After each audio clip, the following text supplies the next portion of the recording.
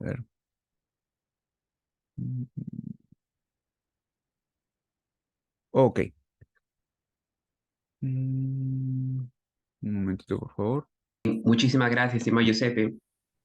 Muchas gracias por la presentación, muchas gracias por las indicaciones que son muy valiosas para el transcurrir del presente diplomado. Como bien indicó el profesor Giuseppe, ¿no? Mi nombre es Alexis Gilo Chilón. Soy abogado por la Universidad Nacional Mayor de San Marcos. Asimismo, también me desempeño como abogado y como docente universitario en la Universidad Privada del Norte, en el Instituto CICE. Y también tengo estudios de posgrado en la Universidad Carlos III de Madrid en Derecho Penal y Procesal Penal. Bien, darles la bienvenida a todos los participantes en un curso que cimienta, ¿no? Que son las bases del derecho penal en la sistematicidad. He visto el temario, es un temario muy enriquecido, ¿no? Se va a tocar bases fundamentales, un recorrido histórico, con aplicaciones, teoría del delito, eximiente, es decir, es un diplomado muy, muy completo y sé que va a ser una gran experiencia para todos, ¿no? Desde ya pueden hacer sus preguntas, ¿no? Alguna intervención, algún aporte en cualquier momento, ¿no? Levantando la opción de la manito, o también alguna contribución. De mi parte, encantadísimo que la sesión sea lo más dinámica, lo más fructífera posible. Bien, ahora, como he mencionado, el punto fuerte del presente diplomado es la parte de teoría del delito, ¿no? Para ello, se ha visto en la necesidad, ¿no? De abarcar temas como teorías de la pena, principios, bases fundamentales, algo que vamos a hacer un gran recorrido a partir del presente diplomado. Ahora bien, hay algo que considero que es fundamental en la comprensión, en la sistematicidad del derecho penal, en la parte general, en la parte sustantiva, que son las famosas teorías de la pena. Y cuando digo teorías de la pena, ¿y por qué uno, digamos, estudia derecho penal, no? Porque se pone en el escenario de que en este punto uno tiene que legitimar la pena. Es decir, en una sociedad occidental, en una sociedad democrática, hay tres caminos, ¿no? Como bien saben, las que legitiman la pena, las teorías abolicionistas y las teorías minimalistas, ¿no? Donde es el profesor es italiano, ¿no? El profesor Barata, el profesor Ferraioli, ¿no? En esa línea. En esta clase de hoy vamos a analizar las teorías de la pena, es decir, la legitimidad de la pena. Otro punto importante, cómo se fue formando el derecho penal, cómo se fue enervando determinadas teorías, cómo se fueron generando ciertos fines de la pena. Ahora bien, en el recorrido histórico que vamos a hacer de las bases fundamentales de la teoría de la pena, tenemos que entender también, y como decía Ortega y Gasset, ¿no? El hombre y sus circunstancias. Vamos a ver en cada episodio del derecho penal que determinada sociedad, en base a determinada ideología, probablemente religiosas, políticas, ha ido moldeando un sistema penal hasta la actualidad. Ahora, han pasado varios siglos de cada etapa del proceso penal, sin embargo, y es algo que al final vamos a demostrarlo, ¿no? Con la legislación y sobre todo con la jurisprudencia fundamental en este campo para un tema de litigio, que muchas teorías de diversos representantes de grandes sociedades, a pesar que han sido siglos atrás, el sistema peruano las sigue tomando. El sistema peruano toma elementos valiosos de las teorías para fundamentar un sistema penal. Asimismo, también grandes analistas, grandes doctrinarios, como por ejemplo el profesor Gunther Jacobs, el profesor Roxin, han tomado teorías de los retribucionistas que vamos a entender, ¿no? De la prevención general, prevención especial, y han formulado sistemas teóricos o sistemas penales que rigen en la actualidad.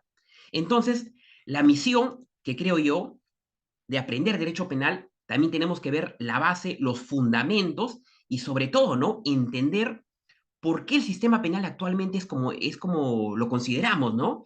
¿Por qué decimos que es una teoría mixta de la unión, una teoría dialéctica? Es decir, la complejidad del sistema penal, y esa es una de las misiones también, es desentrañar y ver cómo ha sido el devenir en la historia penal, cómo se ha ido formando el derecho penal, y ojo, y así como se ha formado, cómo lo venimos aplicando.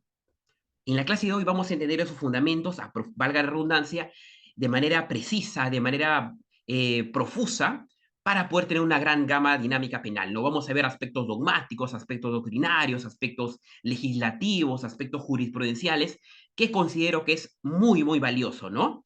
Bien, entonces arrancamos.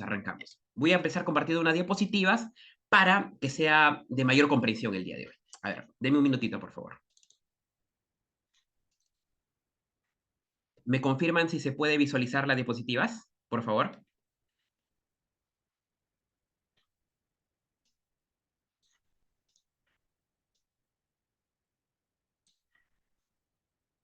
Genial, muchas gracias.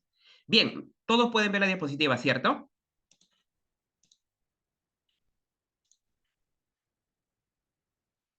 Correcto, correcto. Ahora, bien, a ver, este es el tema a trabajar el día de hoy, ¿no? Un tema base, un tema primigenio, digo primigenio en el sentido de inicial en el temario, ¿no? Vamos a abarcar con ello, para posteriormente ir a una cuestión de principios, de mayor sistematicidad en teoría del delito, ¿no?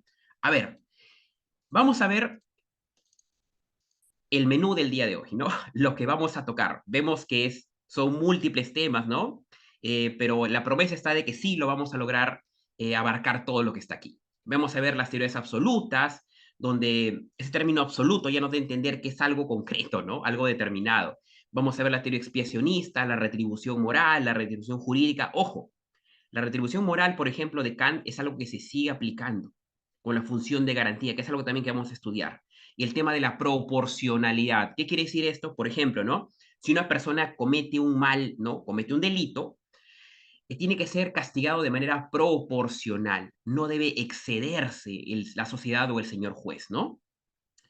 Respecto a las teorías relativas, que es algo que vamos a analizar en la parte sustantiva del derecho, vemos que es lo que más se aplica, ¿no? Es decir, nuestro Código Penal, que lo vamos a estudiar, nuestra Constitución, nuestra jurisprudencia, donde más abarca. Sin embargo, no deja de lado las teorías absolutas. Desde ya me adelanto en ese punto. Ahora, vamos a ver también en este proceso de aprendizaje que estas teorías tienen grandes aportes, grandes avances, sin embargo, también tienen algunos puntos críticos, ¿no? Probablemente por una cuestión social, una cuestión, digamos, de determinado tiempo y espacio, de determinada concepción religiosa, etcétera, ¿no? Ahora, cuando algo tiene, digamos, cosas virtuosas y cosas defectuosas, lo correcto no es desecharla, ¿no? Sino valorarla en su dimensión. ¿Qué han hecho los penalistas contemporáneos, ¿no? Creadores de nuevas teorías? Han tomado los elementos virtuosos de cada teoría, es decir, de las absolutas y de las relativas. Las han tomado, han extraído los puntos positivos, los puntos base, los puntos que van a enervar una mayor capacidad de justicia, una mayor capacidad de certeza para el proceso penal, y las han transformado en, en las teorías mixtas, ¿no? Ahora, esas teorías mixtas también contienen un elemento filosófico, un elemento analítico, pero es algo que vamos a desentrañar, ¿no? Asimismo, también, aterrizando en el presente diplomado, vamos a también analizar a profundidad qué es lo que dice nuestra legislación, ¿no? Es decir, a ver, nuestra constitución, nuestra ley de leyes, nuestra carta magna, ¿qué teorías toma? O en base a qué uno, por ejemplo, ¿no? Puede hacer una tutela de derechos, un habeas corpus, pero basándose en qué elementos penales están. Asimismo, también nuestro código penal, vamos a ver el código penal en base a qué está estructurado. Es decir, ¿por qué es importante, digamos, el diplomado que vamos a desarrollar? Es decir, derecho penal, parte general, porque la parte general, digamos, tiene ese contenido sistemático, dogmático, que ha formado el código penal. Es decir, gracias a este estudio podemos determinar la formación del código penal.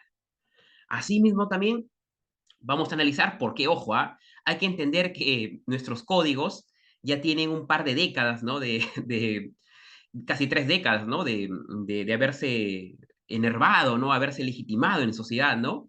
Ahora, en esas 3 décadas han pasado muchas cosas, ¿no? Se han desarrollado cambios, se han producido algún fenómeno social, la criminalidad ha cambiado, probablemente, ¿no? Un estudiante me comente, ¿no? Los delitos se han vuelto más complejos, etcétera, ¿no? Por ende, es muy valioso para delimitar un determinado tema, analizar la jurisprudencia, ¿no? Respecto a ese tema de las teorías, ¿qué dice la jurisprudencia? ¿Qué es el Tribunal Constitucional? ¿Cómo va esa línea, ¿no? Para entender muy bien este tema de parte general. Correcto, entonces, a ver. Primer punto, a ver, esto es un resumen, ¿no? De lo que vamos a tocar. Acá vemos el esquema general, un mapa conceptual podría llamarse también, ¿no? También deseo indicar, ¿no? Que este esquema está, digamos, basado en, ¿no? en un libro de Bauman, ¿no? De Anton Bauman, se llama Teoría de la Advertencia, ¿no? Vamos a ver que el profesor delimita las teorías de la pena, es decir, la parte general, la parte base del derecho penal, parte general, en ello, en ello. Ahora, antes de seguir avanzando, me estaba olvidando de algo. A ver, a las personas, digamos, que les encanta, digamos, el tema de dogmática penal, vamos a tener a dos referentes que opinan sobre este tema que vamos a tocar el día de hoy. Por ejemplo, el profesor Basigalupo indica sobre este tema. Él dice, ¿no? Dice, toda teoría de la pena es una teoría de la función, dice el profesor Basigalupo, que debe cumplir el derecho penal. ¿Qué quiere decir esto? Que lo que vamos a estudiar es la función que cumple el derecho penal. Y aquí puede partirse dos preguntas, ¿no? ¿Por qué se pena? Es decir, ¿por qué se castiga? ¿Y para qué se pena? Es decir, ¿qué se desea obtener al Estado en su ius poniende imponer un castigo? ¿Qué busca conseguir? Vemos aquí que la primera pregunta de por qué se pena lo podemos responder como la función de la pena y para qué se pena probablemente, ¿no? Que sea el fin de la pena, el fin de la pena. Ahora, sobre este tema también, grandes tratadistas como el profesor Roxin indican, ¿no? Indican de que las teorías de la pena se basan, a ver, antes de ello, se precisan dos puntos, ¿no? Como había indicado. Las famosas teorías absolutas que vemos aquí, ¿qué opina el profesor Roxin sobre esas teorías, ¿no? Por ejemplo, el profesor Roxin en el 2017, en su obra, ¿no? Indica la majestad del derecho desprendido de objetivos. Repito, la majestad del derecho desprendido de objetivos. Interesante, ¿no? Dice que es una majestad del derecho esa teoría, pero desprendido de objetivo, es decir, no tiene finalidades, ¿no? No tiene objetivos, no ve más allá. En el 76, el profesor Rossin, en su obra Derecho Penal, parte general, dice aquí, ¿no? Que el derecho penal se enfrenta al individuo de tres maneras: amenazando con, imponiendo con y ejecutando penas. Vamos a ver que el profesor Roxin indica ello, ¿no? Que para que la sociedad se enfrente a un determinado enemigo, se entiende al individuo que, digamos, delinquió o se portó mal, tiene esas tres maneras de contrarrestarlo, ¿no? Y como último punto, para iniciar ya con fuerza las teorías absolutas, el profesor Roxin indica también en el 94, las teorías absolutas, dice él, ¿no? Citándolo, ¿no? Por una u otra vía buscan la justicia, dice el profesor Roxin. Tanto es así que recientemente en su obra, ¿no? Diciendo, la teoría del delito en la discusión actual del 2017, el profesor Roxin a estas teorías absolutas que vemos arribita le llama teorías de la justicia. Y asevera claramente, dice él, ¿no? Que no encuentran sentido en ninguna cuestión de utilidad, ¿no? A ver, ¿y por qué el profesor Roxin dice ello de manera muy clara y muy acertada, ¿no? A ver, adelantándonos a ver a la teoría. Las teorías absolutas, para que nos quede muy en mente, los que buscan solamente es hacer justicia. Es decir, alguien se porta mal y se le castiga. Ahora, ustedes me dirán, ¿no? Pero, ¿estaría bien solo castigarlo y que no vaya más allá?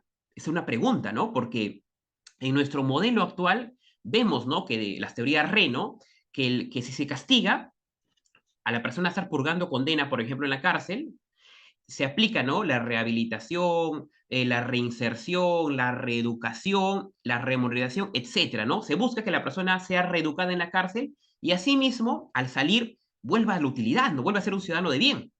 Pero esas teorías absolutas, donde está Hegel y el maestro Kant en Alemania, dicen que no, que solo basta que sea el castigo.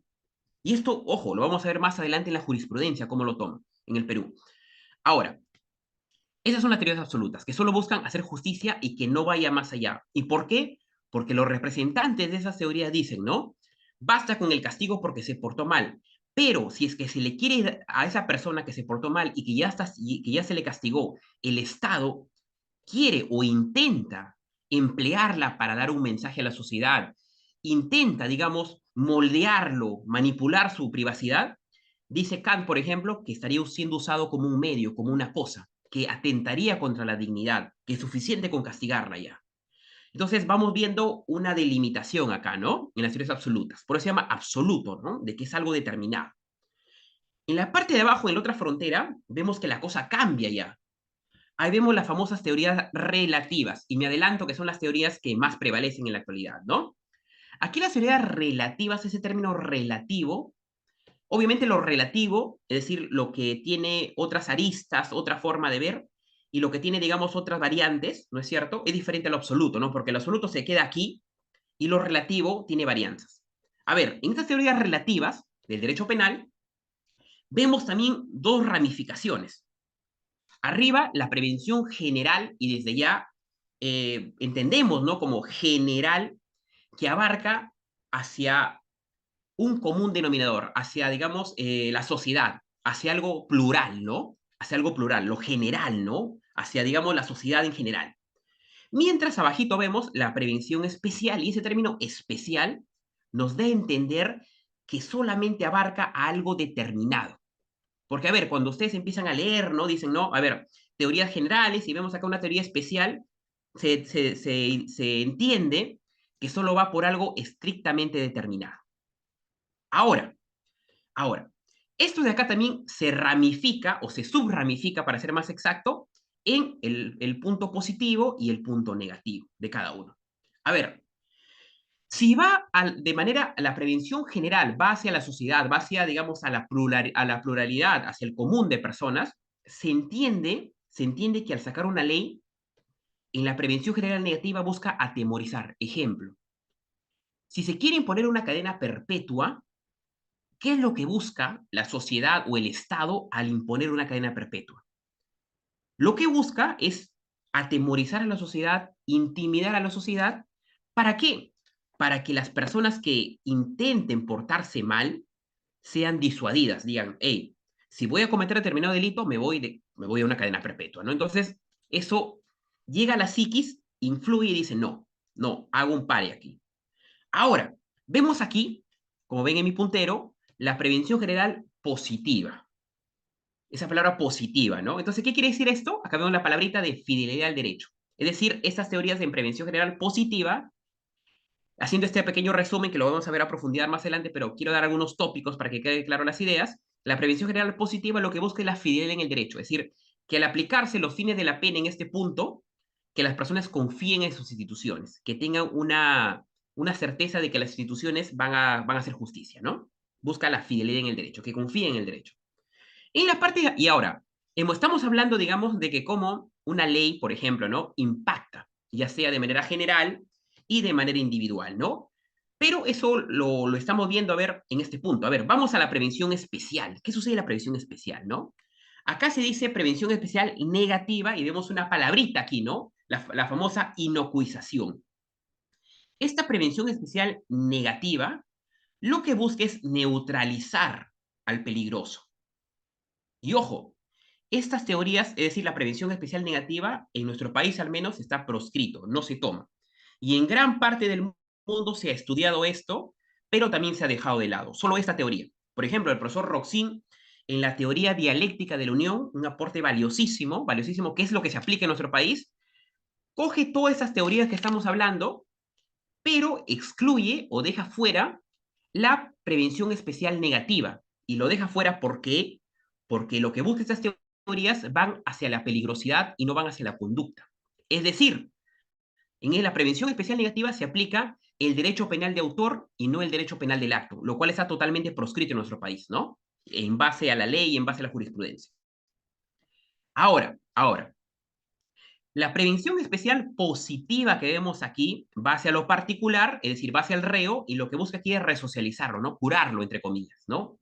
Se le pone una condena, va a la cárcel, y el Estado está en la obligación de mover sus músculos, mover sus fuentes para resocializarlo, ¿no? Para que esa persona, digamos, vuelva a reinsertarse, vuelva a ser un ciudadano de bien. Estas son las famosas teorías RE, ¿no? Resocializar, rehabilitar, reinsertar, ¿no? Ahora, la teoría es magnífica, ¿no? Pero la crítica que se ha dado a esta última teoría es, digamos, que en la práctica ha fallado, ¿no? Por lo menos en nuestro país, ¿no? En las prisiones. Ahora, el debate vendría aquí, ¿no? ¿Por qué nuestro país falla tanto esa teoría de rehabilitación? ¿Y por qué en otros países, por ejemplo, los países nórdicos, sí funcionan, ¿no? Es decir, sí hay índices que demuestran, o estadísticas, que han logrado rehabilitar a los reos, ¿no? Y han sido ciudadanos de bien. Correcto, entonces vamos avanzando. Este es el esquema general de lo que vamos a tocar el día de hoy. Como vemos, a simple vista puede ser un esquema amplio, puede tener muchas características, pero vamos a desmenuzarlo y vamos a poner ejemplos para que se nos quede bien en claro en el campo penal, ¿no? Cómo esas teorías se han ido formando y cómo esas teorías se aplican en la realidad. Digamos, en nuestro sistema penal, el sistema penal peruano, estas teorías son base fundamental, a excepción de la prevención especial negativa. Ya me adelanto desde ahí, ¿no? También en Alemania, por cierto. Bien, entonces estamos delimitando las teorías absolutas de la pena en base a dos campos, ¿no? A dos elementos, a dos fronteras. Las teorías absolutas y las teorías relativas, ¿no? Las relativas, las absolutas y las relativas. A ver, pasamos a la siguiente gráfica. A ver, lo que habíamos adelantado de las teorías absolutas, ¿no? De manera directa, era que estas penas solo buscaban la justicia, solo buscaban castigar, solo buscaban imponer, digamos, un mecanismo para que esa persona pague por el daño que ha hecho. Por ende, si es que estas penas llegan cuando la persona ya se portó mal, es decir, miran hacia el pasado, dicen, hey, a ver, tal persona cometió un delito contra la vida y el cuerpo de la salud, por ejemplo, ¿no? Dice, a ver, acuchilló a su vecino. Entonces, esas teorías se aplican cuando ya pasó el daño. Es decir, la persona al tener un libre albedrío y al dañar a la persona, a su vecino, se aplica en ese momento. ¿No es cierto? Pero cuando, repito, cuando ya pasó el daño, cuando ya ocurrió la desgracia. Por eso que miran hacia el pasado estas teorías absolutas de la pena. Asimismo, también, acá vemos en el cuadrito que dice, ¿no? La pena se justifica por sí misma, dice. Entonces, ¿qué entendemos cuando se justifica por sí misma? Que basta, que es suficiente, que está enmarcado en el castigo puro y duro, que no ve más allá de estas teorías absolutas. Y repito la idea que decía Immanuel Kant, un representante de esas teorías, de las teorías retributivas, que están dentro de las absolutas, decía, ¿no? Si una persona se portaba mal, debía ser castigado, debía cumplir su condena. Ahora, eso era suficiente para Kant. Y no, no solo suficiente, sino era lo justo y lo correcto para Kant. Porque si el Estado interfería en su privacidad al tratar de reeducarlo, al tratar de rehabilitarlo, al tratar de reinsertarlo, al usarlo como un medio para, digamos que como un mal ejemplo para la sociedad, Kant decía no, porque es un ser humano. Al ser un ser humano, tiene libertad, tiene dignidad y tiene intimidad y privacidad en sus decisiones, y el Estado no puede meterse en su vida privada, no puede obligar a rehabilitarlo, no puede obligarlo a ser digamos, una especie de ejemplo o mal ejemplo social. Por ende, el reo solo debe quedar ahí y debe cumplirse absolutamente la pena. Por eso se llama teorías absolutas, ¿no? Ahora, en el otro campo, es decir, en la otra frontera y dándose la contra, obviamente, vemos las teorías relativas. ¿No es cierto? Que ya nos habíamos adelantado en el gráfico. En el gráfico. Bien, estas teorías relativas, como había indicado, lo que buscan es que la pena no solamente se quede como un castigo, sino miran una utilidad a esta pena. Ven qué beneficio social se puede obtener de ello, para ser más exacto. Por eso dice aquí, ¿no? La pena no es un fin en sí mismo, es decir, que no queda ahí al penarlo, sino tiene que haber una utilidad, dicen esas teorías. Por ejemplo, ¿no? Teorías para prevenir el delito, para rehabilitar al reo, es decir, interferir en la vida privada. Y por ende, chicos, estudiantes, disculpen, miran hacia el futuro esas teorías. Es decir, se adelantan al mal que puede causar. ¿En qué sentido? Si es que, por ejemplo, si digamos en un país está ocurriendo determinados delitos, ¿no? Un fenómeno criminológico, se impone una pena. ¿Y para qué se impone una pena? Por ejemplo, la cadena perpetua que dijimos, o, la pena, o penas más graves, para que esos delitos no se cometan o, digamos, disuadir a los malhechores. Eso son las teorías relativas, ¿no? Buscan una utilidad. ¿Qué le sacamos a las penas? Correcto. ¿Hasta ahí alguna pregunta, estimados estudiantes? Si hubiera alguna pregunta, de mi parte encantado.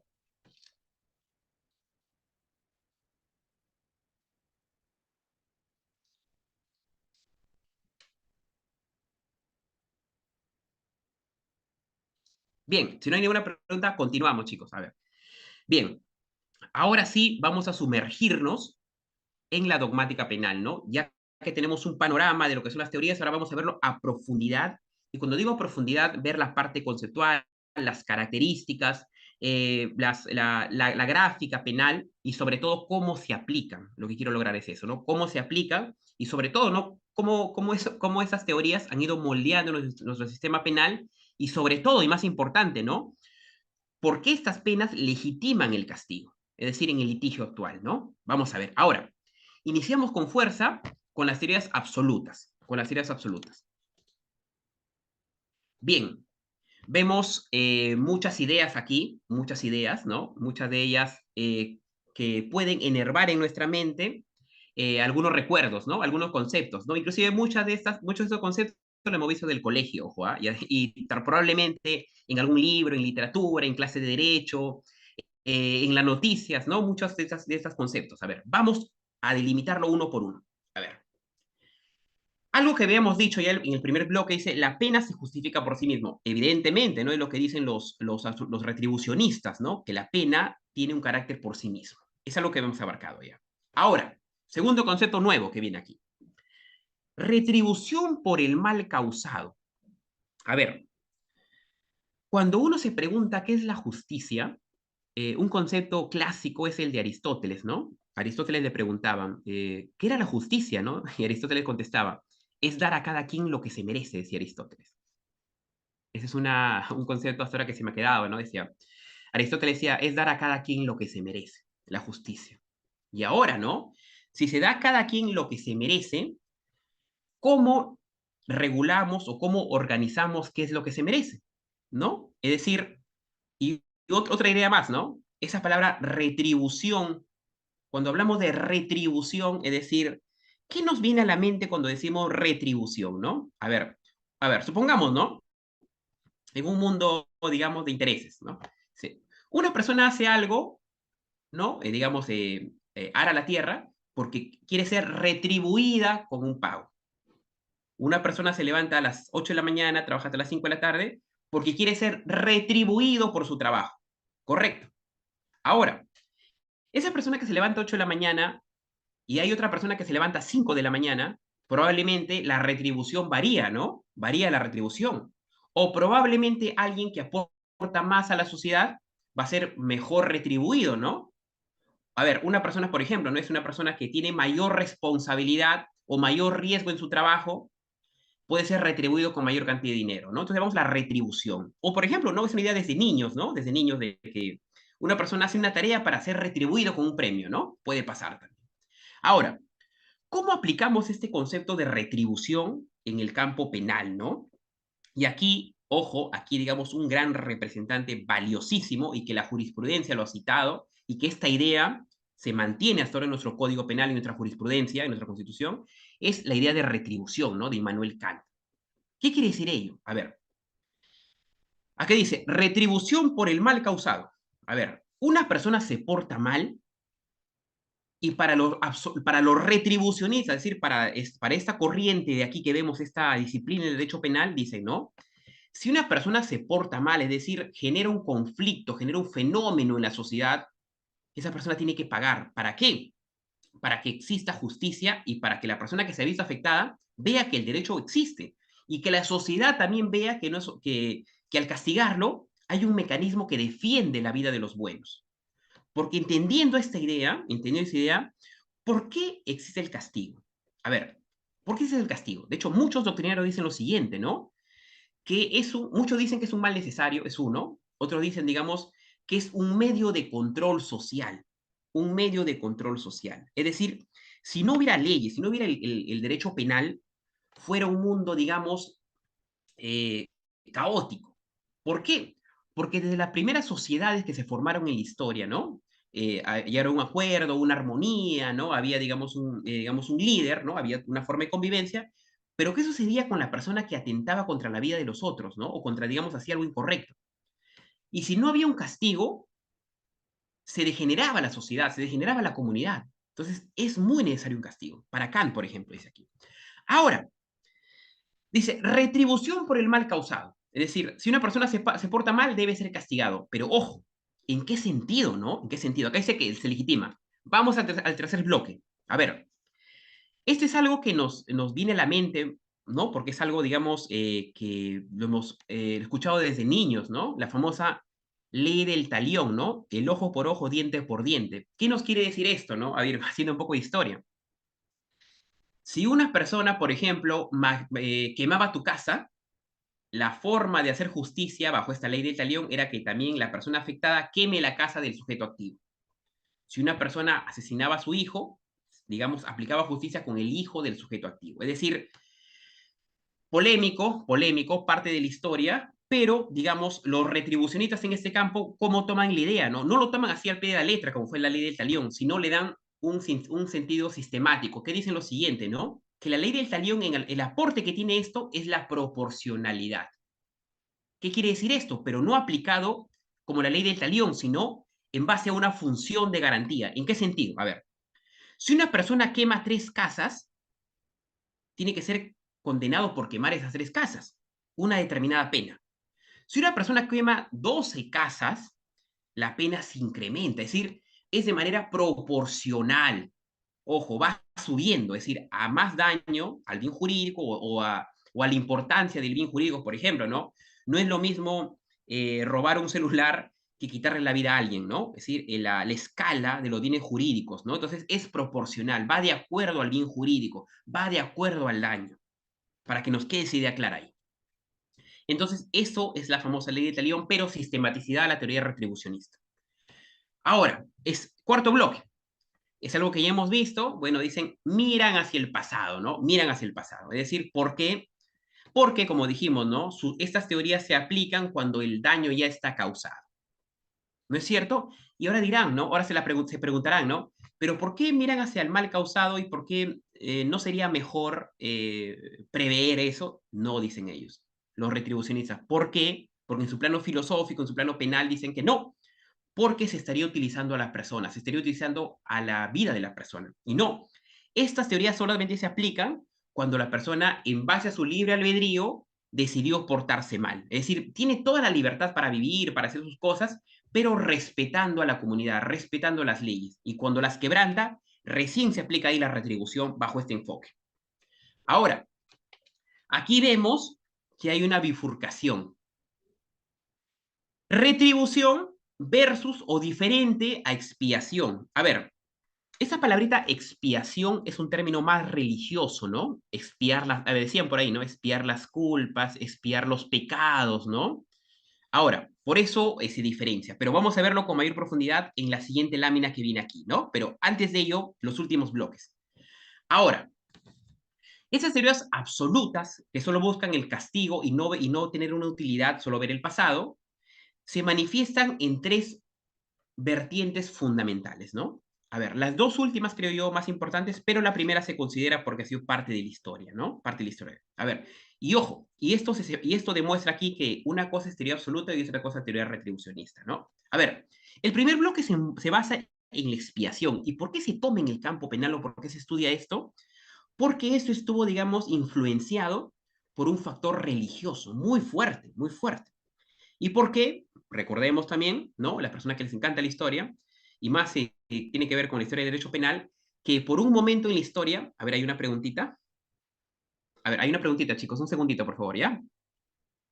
¿Por qué se dice que la norma es para prevenir el delito? ¿Se puede prevenir el acto ilícito o no? Muy bien, estimado Ezequiel. A ver, muy bien. A ver, y respondiendo a la pregunta, permítame, por favor, adelantarme algunas láminas. Por favor, les pido ese inmenso favor. A ver, adelantarme. Ujú. Para responder la pregunta de su compañero Ezequiel, que dice, ¿no? ¿Por qué se dice que la norma es para prevenir el delito? ¿Se puede prevenir el acto? Acá viene la gran pregunta, ¿no es cierto? A ver.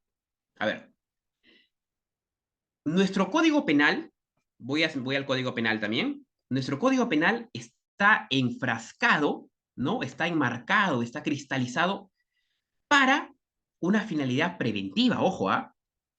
Así también así también, digamos, y ojo, ese es el título preliminar, ¿no? Voy a responder la pregunta con aquello, ¿no? Es una muy buena pregunta. A ver, dice aquí. Artículo 1. Finalidad preventiva, dice aquí. Este código tiene por objeto la prevención de delitos y faltas como medio protector de la persona humana y la sociedad. Es decir, ¿por qué nuestra legislación, nuestro código penal, se ha enmarcado en esa lucha por prevenir delitos? para proteger a la persona humana y a la sociedad en general, ¿no? Al colectivo. Otro punto importante, la pena, artículo noveno, la pena tiene función preventiva, protectora, resocializadora. Ahora, eso es lo que dice la ley. Y esta ley está basada en las teorías de la prevención, de la prevención. Ujú. Aquí tenemos, por ejemplo, ¿no? Adelantándome a la prevención general negativa de Feuerbach, a la prevención general positiva del maestro Gunther Jacobs. A ver, ¿qué dicen estas teorías, estimados estudiantes? Lo que se busca es que la pena tenga una utilidad, es decir, que no solamente sea el castigo por castigo, ¿no? Sino que ver una utilidad. Ahora bien, ¿cómo, cómo procuran, ojo, digo, cómo procuran estas teorías prevenir delitos? Es decir, la pregunta viene ahí, ¿no? ¿Qué traen estas teorías para evitar o tratar de evitar que un delito no suceda o disminuirlo o emplear diversos mecanismos para que no suceda el acto ilícito, ¿no? A ver, aquí hay dos caminos. Hay dos caminos, ojo, me voy ahí. A ver, y esto es algo que también toma el profesor Roxin. La prevención general negativa busca prevenir el ilícito, y esto es algo que en nuestro sistema rige, ¿no? Busca prevenir el ilícito, pero mediante un mecanismo de meter terror, como se dice, ¿no? De meter miedo. Es decir, actúa sobre la sociedad, pero busca intimidar, amedrentar o disuadir mediante la coacción psicológica, es decir, atemorizando a la sociedad. Es decir, las políticas de mano dura. No cometas eso porque te va a pasar esto, dicen, ¿no? Cadena perpetua, una pena alta, una purga, una condena fuerte, etcétera, ¿no? Ahora, y respondiendo también la pregunta, ¿cuál es la crítica a estas teorías, ¿no? Y la pregunta por eso es muy valiosa. La crítica es que, a ver, si es que se impone un modelo de coacción psicológica que actúa sobre la sociedad para intimidar a la sociedad para que no haga cosas malas, y ojo, se está aplicando una política de mano dura, ¿no? Lo lógico en esto sería que los delitos con las penas más graves ya no se cometieran. Eso sería lo lógico, ¿no? Pero sucede totalmente lo contrario. Más bien ese tipo de teorías solamente hacen que los delitos leves nomás no se cometan, o las faltas, ¿no? Para ser más exacto. Esto, por ejemplo, ¿no? Es decir, la idea es buena, y entiendo la pregunta de que en la práctica tiene esas críticas, ¿no? Por eso el profesor Roxin a estas teorías le agrega algo más para darle solución. Pero vamos por partes. A ver, segundo punto, la prevención general positiva del maestro Gunther Jacobs, ¿no? A ver, esta teoría lo que busca es, obviamente, también actuar sobre la sociedad, pero a diferencia de la teoría anterior de Feuerbach, de la prevención general negativa, esta teoría lo que busca es que hay una confianza en la sociedad, es decir, no meterle un temor, sino que hay una confianza y que las personas confíen y crean o consideren que las instituciones dan orden social, ¿no? Es decir, estabilizar la vigencia con ello, ¿no? Crea confianza en las instituciones.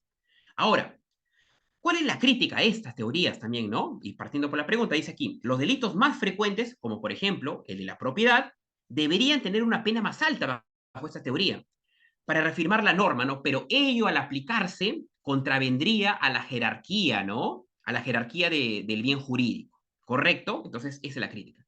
Ahora, ahora, eso, digamos, es la respuesta, como pueden ver, intenta, tiene medios, tiene mecanismos, pero han surgido las críticas, ¿no? Y para ello, como tiene un punto positivo y tiene un punto, digamos, débil, ¿no? Que es la crítica, el profesor Roxin dio un gran aporte, ¿no? Como podemos ver aquí. Por ejemplo, la prevención general de Feuerbach que les hablaba que buscaba meter terror, era esto, ¿no? Bajo la tipificación, ¿no es cierto? Decir, hey, si haces algo malo, te va a pasar esto, esta condena. En el punto de vista de la imposición de la pena viene aquí la prevención general positiva, es decir, la de Jacobs, ¿no? Y la retribución kantiana, ¿no? Que busca, digamos, condenarlo, pero al condenarlo que sea de manera proporcional, ¿no? Y esto es lo que faltaba, chicos. Y creo que aquí está el punto débil del derecho penal, ¿no? Hasta ahora creo yo. En la teoría de la pena me refiero. En el momento ejecutivo de la pena. Es decir, la persona ya se portó mal, pero estas teorías de rehabilitar, reinsertar, resocializar no han dado, digamos, en nuestro país buenos resultados, ¿no? Bien. Continuamos, chicos, así, pero muchas gracias por la pregunta, muchas gracias por la pregunta. A ver, continuamos. Bien, nos habíamos quedado en el tema de la expiación, de la expiación. A ver, esta expiación busca también un castigo, ¿no es cierto? Enervar un castigo en el malhechor o en la persona que supuestamente que se portó mal, pero, como, a ver, como me he adelantado, están viendo de que en las teorías que he mencionado, el Estado interviene, el Estado está presente, el Estado castiga, etcétera, o sea, bajo un mecanismo legal, ¿no? Pero aquí pasa algo curioso en la teoría de la expiación. ¿Qué sucede aquí? Este es un factor más religioso, más religioso. Es decir, y al ser un factor más religioso, es un factor más íntimo, tiene que ver con un factor más divino, un factor más de purga íntima, etcétera, ¿no? Una purga espiritual. Por ende, dice aquí, actividad anímica personal. Es decir, esas teorías impactan en cómo se siente la persona a nivel espiritual. Es decir, a ver, supongamos que la persona se porta mal, bajo esas teorías se porta mal, y aquí el Estado no lo debe castigar, dicen estas teorías. Lo que le debe castigar es la cuestión divina, es Dios, dicen estas teorías, ¿no? ¿En qué sentido? De que el arrepentimiento va a ser un factor fundamental, es decir, arrepentirse, aquí hay una reminiscencia, ¿no? Que busque un perdón divino para que sea, digamos, esa pena sea cumplida mediante un mandato divino. Entonces, vemos que es una cuestión más subjetiva, más religiosa, ¿no? Que es algo que, digamos, pero, repito, es algo que se ha dado en gran parte de la historia. Y ojo, otro punto importante. No sé si han visto esas películas donde las personas se flagelaban en la espalda y mientras más dolor se daban, Dios les perdonaba más, ¿no? Había esa teoría, ¿no? Esa teoría. A ver, sobre esto la doctrina, ¿qué ha dicho? A ver, dice aquí. Ortiz dice, se concibe la realización de la justicia como un mandato de Dios. Eso es el profesor Ortiz, ¿no? Que la justicia se da no porque el Estado se dé mediante un proceso como el nuestro, como el actual, sino que Dios interviene aquí, se parecen esas teorías. Otro punto de doctrina dice lo siguiente.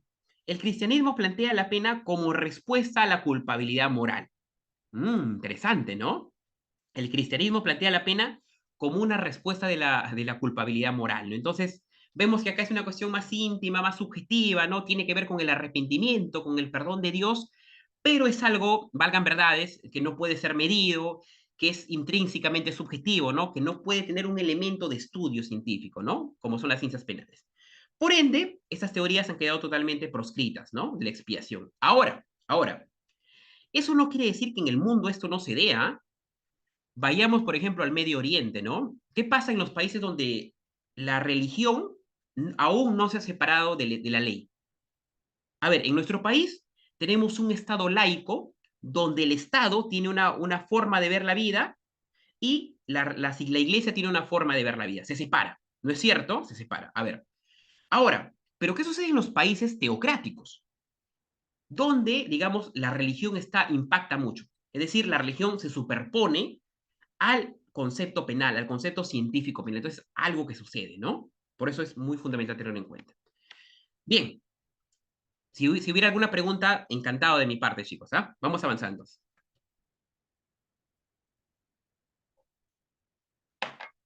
A ver, ahora vamos a la retribución moral. Acá vamos viendo ya. A ver, ¿hay otra pregunta? Sí, sí, sí, sí. Es más, eso del colaborador eficaz, el código procesal penal lo abarca en los delitos, en los procesos especiales, disculpen, en los procesos especiales. ¿No es cierto? A ver, el colaborador eficaz se declara culpable, ¿no es cierto? Ahora, hay determinados filtros, ¿no? O sea, no cualquiera puede ser colaborador eficaz. Es decir, que la información sirva, ¿no? Para el Ministerio Público, para, digamos, reforzar, cristalizar la teoría de las investigaciones, ¿no es cierto?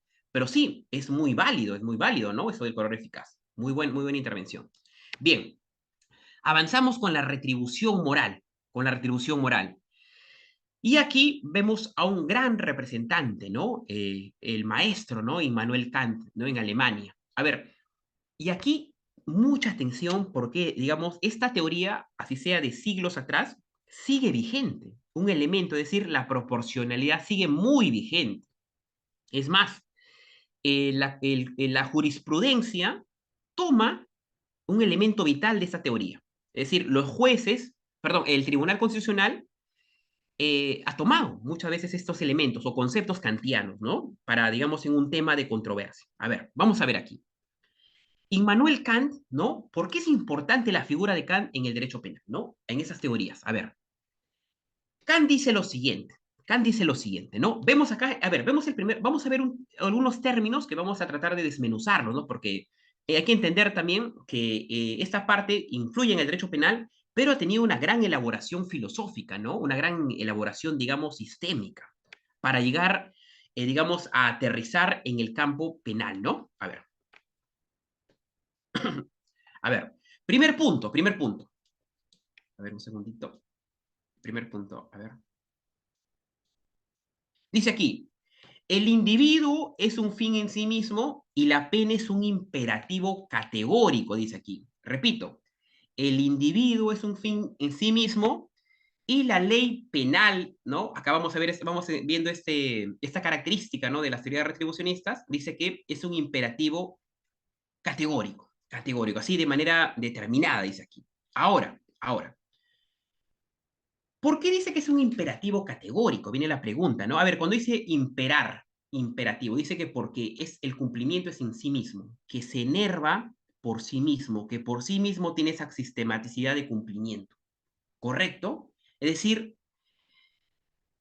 el castigo se justifica por sí mismo, ¿no? ¿Por qué? Porque estamos dentro de un plano ético, de un plano ético, ¿no? Es decir, la pena debe ser un imperativo categórico de la famosa ley, entre paréntesis, ¿no? La ley moral, entendiéndole ese punto. Es decir, que por sí mismo se enfrasque en ello, que no necesita nada más, ¿no? Porque está por encima, está levitando en una ley moral. Otro punto importante, a ver qué dice aquí Kant. La persona debe ser castigada por el mal uso de su libertad, correcto. Anteriormente, es decir, en las láminas ya indicadas en las láminas, hemos visto esta palabrita, ¿no? El libre, digamos, eh, el libre albedrío, ¿no? El libre albedrío se da. Otro punto más, retribución por el mal causado. Y cuando decimos mal causado, es decir, porque ha cometido un mal en el uso de su libertad, en el uso de su libre albedrío, porque él le ha nacido a hacer ese daño. Por eso dice Immanuel Kant que la persona se castiga por el mal causado, por el daño hecho. Es decir, una persona solo debe ser castigada cuando ha hecho un daño. Es decir, una persona, el Estado solo debe, digamos, intervenir penalmente cuando la persona ha hecho daño y no para prevenir ni esas cosas, ¿no? Para Kant eso está totalmente incorrecto. A ver, y adelantándome algo, chicos, por ejemplo, ¿no? Como su compañero Ezequiel daba algo fundamental, ¿no? Por ejemplo, el colaborador eficaz, ¿no? Que se le daban beneficios cuando, entre comillas, ¿no? apoyaba al Ministerio Público. Y ojo, también otros temas, por ejemplo, el proceso inmediato, ¿no? Colaboración eficaz, o por ejemplo, redenciones de pena, o reducción de la pena. Por ejemplo, esos escenarios donde la pena se disminuye, es decir, ha hecho este daño, ¿no es cierto? El malhechor ha hecho este daño. Pero como colabora con la justicia o se porta bien, se reduce el castigo, Kant estuviera totalmente opuesto a ello. ¿Por qué dice Kant?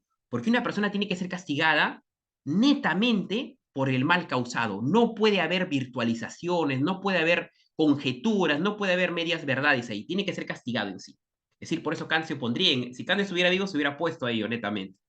Bien, a ver, y acá viene la contribución vital de Kant que hasta ahora permanece en nuestra legislación, que dice, debe ser proporcional por el mal causado, dice aquí. Proporcional, proporcional. Vamos a ver esa palabra proporcional, ¿no? Entendiendo algo. Cuando se quiere apoyar, sí, adelante, Ezequiel, adelante, adelante. Sí, sí, adelante, Ezequiel, por favor. Sí, doctor. ¿Me escucha? Sí, perfecto, adelante. Bueno, en primer lugar, doctor, gracias por su exposición muy enriquecedora en materia penal.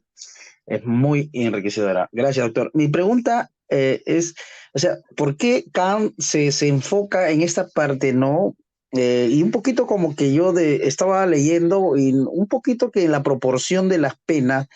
Sabemos que cuando hay un agente que comete un ilícito penal, por ejemplo, un robo de un celular, no solamente está sustrayendo el bien, sino también ahí se ve pues, que arrastra a una persona, inclusive hasta la mata, o sea, pareciera que hubiera un concurso de ilícitos, ¿no? De acciones ilícitas. En este caso, eh, eh, ¿cómo se activa ahí la proporción, la proporcionalidad? ¿Se suma la proporcionalidad o en qué se enfocaría en este problema subjetivo, ¿no? Dentro del Código Penal.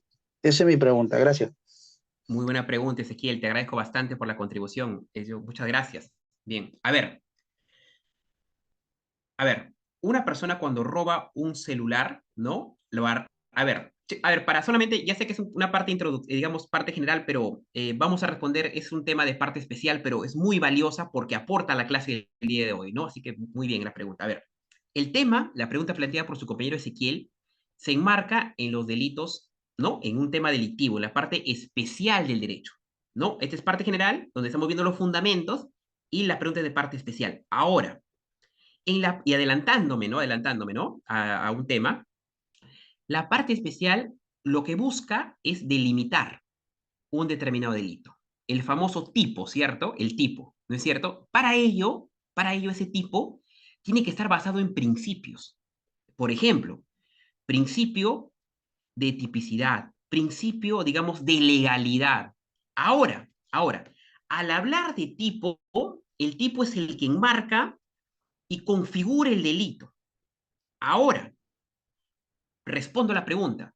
No es lo mismo arranchar un celular, que es robar, correcto, a emplear un arma de fuego. Otro ejemplo, no es lo mismo arranchar un celular a que en ese acto se amenace, ¿no? Con un arma blanca. Y ahora, algo que me estaba olvidando, quitar el bien a alguien, correcto, también se enmarca en dos planos, ¿no? Y para explicar en parte especial, el tema del hurto y el tema del robo, ¿correcto? En el tema del robo, como bien ha explicado su compañero Ezequiel, hay violencia de por medio. Violencia de por medio. Vemos, a ver, creo que la crisis, digamos, de seguridad que vivimos en nuestro país nos ha llevado a ver esos escenarios, ¿no? Como una persona la arranchan, ¿no? Muchas veces de manera violenta, ¿no? En cambio, el hurto es una cuestión cuando se sustrae el bien, pero de manera como subterfugios, ¿no? En el sentido de manera, sin emplear la violencia. Por ejemplo, ¿no? Un universitario que pone su celular en su bolsillo y viene el malhechor y lo extrae de una manera tan sigilosa que no se da cuenta, ¿no? Vemos, no ha habido violencia, no ha habido coacción, no ha habido amenaza, ¿no? En cambio, en el robo ha habido ello. Ahora, en el plano de la parte especial, están los famosos agravantes, ¿no es cierto? Los famosos agravantes en el robo. Ahora, esos agravantes, ¿no es cierto? Tienen una cuantificación, una cuantificación. Es más, hay una jurisprudencia que indica, ¿no? Hablando de las armas, ¿no? Como para, ¿no? De que así el arma de fuego sea de juguete, pero haya sido empleado y haya causado un impacto de atemorización a la víctima, la pena es igual.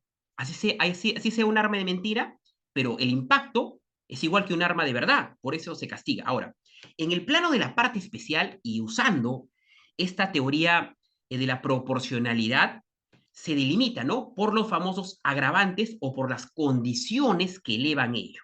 Correcto. Entonces, ahora, la pregunta viene aquí, ¿no? Estamos poniéndonos de la posición de la defensa a la sociedad.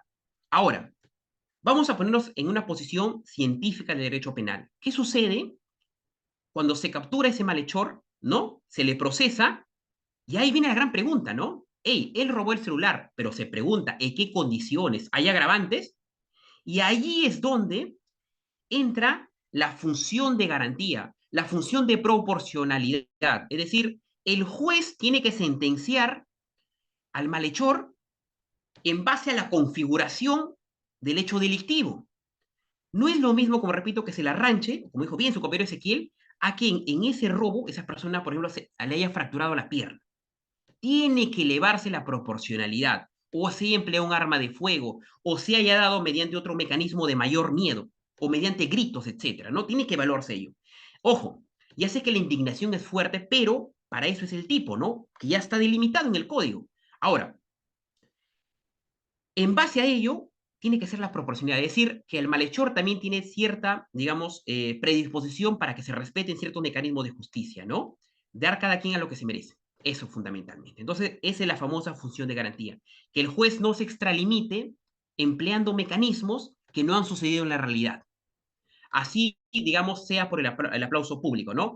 Porque cuando se da ello, cuando se da una mala aplicación, una aplicación errónea de la ley, cuando no se da el debido proceso, vemos que ese tema que se lleva más adelante puede ser caído, ¿no? Con una casación, etcétera. Entonces, vamos viendo por ahí. Bien, continuamos. Y muy buena pregunta, muy buena pregunta. Y chicos, es un tema enriquecedor de derecho penal parte especial, ¿no? Parte especial. A ver, pero vamos viendo, chicos, cómo la parte general impacta en la parte especial. Es decir, para, digamos, saber o tener un panorama del derecho penal, ¿no es cierto? Las bases, las matrices que debemos tener es el derecho penal en parte general. Es decir, teorías de la pena, principios, teoría del delito, que es algo que también vamos a ver en el diplomado, que es el que considero que teoría del delito es el plato fuerte del derecho penal. Es decir, una persona para armar una teoría del caso, para litigar, tiene que tener una construcción dogmática y jurisprudencial sobre teoría del delito. Es algo que vamos a ver, es algo que está dividido en varias clases porque es un tema muy amplio, ¿no? Y es de mucha atención también. Correcto. A ver, entonces, repitiendo el tema, ¿no? Debe ser proporcional al mal causado con la función de garantía. Vemos, ¿no? Como, si se, y tomando el ejemplo de su compañero Ezequiel, ¿no? Como, si hubo agravantes, no hubo agravantes, si hubo un hurto, no hubo un hurto, etcétera, ¿no? Es por eso, y me adelanto también a los elementos subjetivos del tipo, que los delitos culposos no son lo mismo que los delitos dolosos, ¿no? Repito, los delitos culposos no son lo mismo que los delitos culposos, ¿no? Que es algo que también vamos a tocar. A ver, toma también, y es algo que ya hemos explicado, la ley del talión, ¿no? El ojo por ojo, diente por diente, ¿no? Pero repito, no lo toma al pie de la letra, no es que, digamos, alguien se le va, digamos, le vacíe el ojo a una persona y también te van a vaciar el ojo, no, no es así, sino lo estudia en un medio sistemático de proporcionalidad. Por ejemplo, ¿no? Por ejemplo, si una persona golpea a alguien, le deja un hematoma, recibe un castigo. Pero, ¿qué sucede si es que al golpearlo lo deja en estado de coma? Viene ahí la pregunta, ¿no? ¿Cómo se aplica la proporcionalidad ahí? Entonces vemos la gradualidad ahí. ¿No es cierto? El castigo se eleva. Ahora, Kant no dice que el Estado le debe quitar un ojo, le debe quitar un diente, ¿no? Sino que el Estado tiene que incrementar su poder punitivo en base al delito y a la gravedad, ¿no? Y sobre todo a la cantidad, como digo, también la cuantificación que se analiza acá, ¿no? Ahora, todo ello está en la famosa obra Metafísica de las costumbres de Kant, una obra filosófica, pero como podemos ver, tiene un aporte valiosísimo a la función de garantía, ¿no? En el proceso, ¿no? El tema de proporcionalidad, también de culpabilidad. Bien, ahora, aquí digamos, hay un ejemplo, no, de hecho, digamos, es algo muy tocado, ¿no? En la dogmática, es la famosa, la comunidad de la isla de Kant, ¿no? Es algo, un ejemplo para estudiarlo, ¿no? Para estudiarlo, interesantísimo, interesantísimo. A ver, ¿qué es la comunidad de la isla de Kant? A ver, vamos a usar la imaginación. Vamos a usar la imaginación. En una determinada isla viven un grupo de personas. Esas personas, digamos, acuerdan un medio de convivencia, crean sus reglas, crean sus leyes, ¿no? Viven en armonía. Hasta que un buen día, un grupo de personas se empieza a portar mal, comete delitos, ¿no? Comete delitos, ¿no? Probablemente roba, delitos contra la vida, el cuerpo y la salud, etcétera, ¿no? Entonces, como cometen delitos, la sociedad, mediante un acuerdo, como ya tiene leyes vigentes, los encierra en la cárcel. Están pagando sus culpas, están purgando una condena, ¿no es cierto?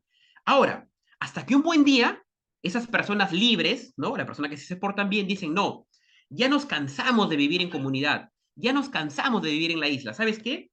Por mutuo acuerdo, por decisión unánime, vamos a disolver la isla, vamos a disolver la sociedad y nos vamos a ir de la isla. ¿No es cierto? Y acá viene una pregunta. A ver, si disuelven la sociedad, es decir, disuelven todo medio de relación social, es decir, ya, digamos, cada uno ve por su propia cuenta, ya no viven en comunidad, ya no viven en reglas sociales. La pregunta viene aquí, ¿sería válido que las cárceles también se disuelvan? ¿O sería válido que ya esas personas que están purgando condena sean libres cuando se ha disuelto la sociedad? A ver, Kant dice lo siguiente, Y acá viene, digamos, el concepto kantiano, ¿no? De retribución. Dice, no, Kant, eso no se puede hacer. Si las personas se quieren ir de la isla, antes deben esperar que esas personas terminen de pagar su condena. Eso dice Kant. ¿Y por qué? Porque si esas personas se van o salen de la cárcel antes de purgar su condena, la retribución no se ha cumplido. No se ha dado a cabalidad el castigo y por ende no se estaría gestando la justicia. Las víctimas de esos malhechores quedarían sin justicia, dice Kant. Y las personas que se quieren ir de la isla serían cómplices de ellos. Eso plantea Kant. Por eso decíamos, ¿no? Que en los temas de colaboración eficaz, proceso inmediato, redención de la pena, vemos que Kant no estaría de acuerdo ahí, porque diría, ¿no? Que es una forma de soslayar la responsabilidad, que es una forma de reducir la condena, diría Kant, ¿no? Que en la práctica es eso, ¿no? Kant diría no, porque esas personas han hecho este daño y no es correcto que bajo otro mecanismo de estrategia reduzcan ese daño para Kant. Esa es la famosa comunidad de la isla de Kant. A ver, vamos avanzando. Es hasta ahora Kant ahí, ¿no? Aporte valioso, proporcionalidad de función de garantía, que lo vamos a ver en la jurisprudencia, cómo lo utiliza. Retribución jurídica. A ver, dentro del retribucionismo aparece Hegel, otro genio, otro maestro en este campo, ¿no? Hegel acá, a diferencia de Kant, que planteaba un plano ético, ¿no es cierto? Un plano ético, ¿no? De la cuestión moral con el imperativo categórico. Hegel aquí plantea un medio racional, el estado racional de Hegel. A ver, ¿qué ideas importantes podemos tomar de Hegel acá? A ver, algo valioso, dice acá. Desde este enfoque, es decir, de Hegel, el delito es la rebelión particular o individual, ¿se entiende, no? Contra la voluntad. ¿Qué quiere decir esto? Que la voluntad, como vemos aquí un versus, ¿no? Un contra. El delito por rebelión individual y la cuestión de voluntad general, ¿no? Dice aquí. Mediante la voluntad, las personas de mutuo acuerdo, bajo su manifestación propia, deciden convivir y armar una regla, una ley de vida. Dicen aquí, ¿no? De qué se debe hacer o qué no se debe hacer. Es la ley, dice ahí, lo que no se debe hacer, ¿no? Ahora, viven en armonía, según Hegel. Pero un buen día, alguien decide rebelarse a ese acuerdo que plantearon la mayoría en voluntad, ¿no es cierto? Y se da ahí la rebelión de manera particular, porque el individuo, y es por eso que ahora, por eso vemos, ¿no? Que el derecho penal se juzga de manera individual. Vemos ahí, ¿no? Que una persona paga sus culpas de manera individual en la actualidad. Esa idea viene. Ahora, entonces vemos aquí la voluntad general, es decir, el acuerdo en sociedad, versus la voluntad especial, es decir, la voluntad de la persona que ha decidido portarse mal. ¿No es cierto? Ha decidido quebrantar el orden. Entonces, si quebrante el orden, va en contra del mandato absoluto, ¿no? Dice mandato absoluto porque es la voluntad emanada de la sociedad. Aquí Hegel, para aplicar esta teoría, aplica su teoría dialéctica, que es algo que toma Gunther Jacobs y le agrega el funcionalismo sociológico para crear la prevención general positiva. Entonces, mucha atención porque es algo que Jacobs toma también. A ver, vemos aquí. La cuestión dialéctica. A ver, primero vamos a verlo en un tema abstracto y de ahí lo vemos en un ejemplo, ¿ya? Para que quede más clara esta idea. Y ahora, vamos al plano abstracto. A ver, ¿cómo lo planteó Hegel en el plano abstracto? Lo planteé en tres momentos, George Hegel. A ver, nosotros dijimos, ¿no? Que la sociedad aquí, bajo mutuo acuerdo, bajo voluntad absoluta, decide unirse y formar una ley, ¿no es cierto? Para que pueda haber convivencia, un marco jurídico, un marco normativo, ¿no? Para que haya convivencia correcta, una armonía social. Cuando se crea la norma, es decir, emana de la voluntad de la sociedad, Hegel dice que eso se llama tesis. La tesis, que es lo que está suspendido en el aire y que ayuda, que es la ley, a que la gente vive en armonía. Hasta ahora todo va de manera correcta, va de maravilla la vida. Sin embargo, un buen día, alguien decide cometer un delito. Es decir, esa persona que comete el delito niega el orden jurídico, es decir, niega esta norma, niega esta voluntad, se revela, se quiere portar mal. Por ende, si está negando la norma, está negando la tesis. Y por eso se llama antítesis, se llama, porque niega la tesis, niega la norma.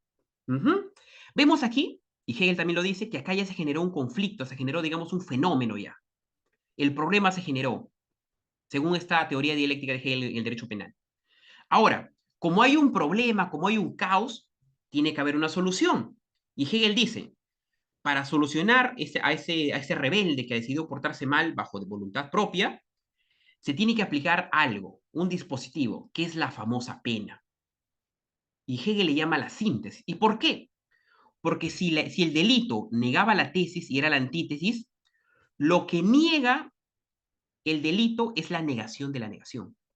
Interesante esa posición, ¿no? Repito, la antítesis niega la tesis, y lo que niega la antítesis es la síntesis. Por ende, y ojo, y esta síntesis, que es la pena, castiga el delito. Es decir, esta síntesis niega el delito, se contrapone, dice que está mal eso. Por eso que la pena es la negación de la negación a nivel filosófico, dialéctico. Ahora, vamos a llevarle un ejemplo para que se nos quede más claro, ¿ya? Vamos a ver un ejemplo de la vida real.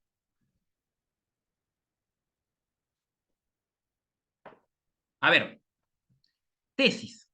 Dijimos que en este bloque, en este escenario, Hegel decía que la norma se da por el acuerdo de voluntad social. ¿No es cierto? Un mandato absoluto. Ahora, un ejemplo, ¿cuál puede ser? Nuestro Código Penal. Es decir, ¿por qué hay el Código Penal? Porque la sociedad así lo ha querido. Porque ha sido, digamos, aceptado. Porque ha sido, digamos, los legisladores así lo han dado en un sistema democrático. Entonces, está rigiendo la ley, el código. ¿No? Ese código, por ejemplo, dice que está mal matar a alguien, ¿no? Y creo que lo más básico, ¿no? Entonces, hasta aquí, eso entendemos todos. Hasta que un buen día alguien decide portarse mal, cometer un delito.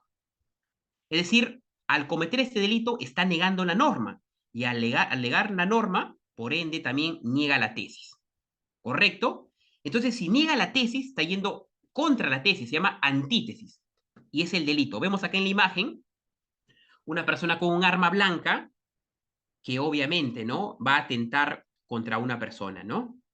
Y el desenlace ya se prevé cuál va a ser. La asesina. Ahora, se genera el delito, genera el problema, surge el caos, ¿no? Para ello, para este malhechor, para que sea, digamos, castigado, ¿no? Para que este caos sea, digamos, extinto, ¿qué es lo que propone Hegel? Negar, así como este delito negó la ley, que haya un mecanismo que niegue el delito, que vaya en contra del delito, que es la síntesis. Y la síntesis acá es la pena, que es la negación de la negación. Por eso vemos aquí a una persona purgando condena, ¿no? Porque ha sido el castigo, ha sido, digamos, este castigo es en contraposición al delito, correcto, ¿no es cierto? Esta es la famosa teoría dialéctica de Hegel, ¿no? Los tres momentos de Hegel, ¿no? Resumidos. Bien, si hubiera alguna pregunta de mi parte, encantado, si no, continúo. Ahora, acá estamos viendo las teorías retribucionistas, ¿no? Y como habíamos adelantado, y como vemos, ¿no? Estas teorías, y como se pueden dar cuenta hasta ahora, solo estamos viendo el castigo, pero no vemos nada más allá. No vemos una utilidad, no vemos una prevención, no vemos, digamos, una reeducación, solo vemos que se castiga. El estudio hasta ahora ha sido el castigo del derecho. Sin embargo, más adelante aparecieron estas teorías relativas, y que me adelanto, ¿no? Que son las teorías más predominantes en la actualidad. Aquí, estas teorías relativas tienen tres características. Uno, que son utilitarias, tiene que tener una utilidad, a diferencia de las absolutas que solo son por sí mismas. Son preventivas. ¿Por qué? Porque al aplicarse una cadena perpetua se busca impedir que alguien cometa algo malo, ¿no? O al elevar las penas. También se dice que estas teorías, y ojo, miran hacia el futuro. ¿Y por qué miran hacia el futuro? Porque tratan de impedir un delito mediante mecanismos, ya sea por miedo o por concientización, ¿no? Etcétera. Miran hacia el futuro. A diferencia de las absolutas, ¿no? A ver, aquí también esto se ramifica en dos bloques. La prevención general, como vemos en la imagen, impacta sobre la sociedad. ¿No es cierto? Vemos acá un grupo de personas que está siendo impactado por la prevención general. Vemos que es muy clarito que está siendo impactado. ¿Correcto? Ahora, aquí también se dan dos escenas. la prevención general positiva y la negativa, que lo vamos a ver con mayor definición en los ejemplos, ¿ya? A ver, en el otro punto está la prevención específica. ¿Qué quiere decir esto? Y como vemos en la imagen, solo impacta a una sola persona, es decir, al reo. Solo impacta al reo. Mientras lo anterior impactaba a lo social, acá impacta al reo. Aquí también hay la prevención especial positiva y negativa, que lo vamos a ver a profundidad ahora. Entonces, partimos por el primer bloque, por la prevención general negativa. Por la prevención general negativa. Y ojo, esta teoría se sigue aplicando. Es decir, Roxin coge esta teoría, por ejemplo, en su famosa teoría dialéctica de la unión. Vamos a estudiarla, a ver, ¿qué nos dice la prevención general negativa? A ver, un segundito para ampliar el flyer. Ya. A ver, aquí encontramos al representante que es Feuerbach, ¿no? Él es un representante de estas teorías, ¿no? A ver, ¿qué nos dicen esas teorías? A ver, primero, se basa en la teoría de la coacción psicológica. ¿Qué quiere decir esto? Que influye en la psiquis de las personas. Cuando digo personas, valga la redundancia, general, social, ¿cierto? Social. Ahora bien, si busca impactar, ¿de qué manera lo busca impactar? Aquí dice bien claro esta teoría, ¿no? Lo que se busca en este punto es, al imponer al graficar las imposiciones de penas, lo que se busca es que la sociedad se le logre disuadir, es decir, que en términos simples, que se le desanime a hacer algo malo, que no quiera hacer algo malo. También busca intimidar, amedrentar a los miembros, obviamente, de la sociedad, ¿no? ¿Con qué objetivo? Para que no delincan, ¿no? Aquí una palabrita se usa acá, la famosa criminología mediática, ¿no? Es decir, ese término de atemorizar impacta en lo social mediante políticas de mano dura, ¿correcto? Porque se está entendiendo que busca intimidar. Ahora, acá el profesor Bustos, en España, dice algo muy interesante. Vamos a ver, dice acá. La prevención general negativa o intimidatoria parte de una idea bastante próxima a la de la retribución. Interesante lo que habíamos estudiado, ¿no? La consideración de una racionalidad absolutamente libre del hombre, que en este caso se expresaría en que, frente a la amenaza penal, sopesaría los costos y beneficios del delito, ¿no? Obviamente, ¿por qué sopesa los costos y beneficios del delito? Porque lo que le puede pasar, ¿no? Por ejemplo, si un delito no es de cadena perpetua y otro de cadena perpetua, entonces uno analiza, ¿no? Analiza en ese punto. Bien, a estas teorías lo que se le critica, si es que, digamos, generan tanto terror, si es que buscan llegar a la psiquis de la sociedad y por ende, si llegan a la psiquis de la sociedad mediante la criminología mediática, lo que se busca es sembrar o generar un espacio donde las personas decidan no hacer algo malo. Lo correcto sería que con esto las penas más graves no se cometan, ¿no? Pero, oh, curioso, pasa todo lo contrario. Esa es la crítica que se le hace a estas penas, ¿no? De que estos mayormente influyen, como es la criminología mediática, sobre faltas, ¿no? Curiosamente, curiosamente. Entonces, vemos su punto positivo y su punto débil, ¿no? A ver, primera teoría, prevención general negativa, la negativa.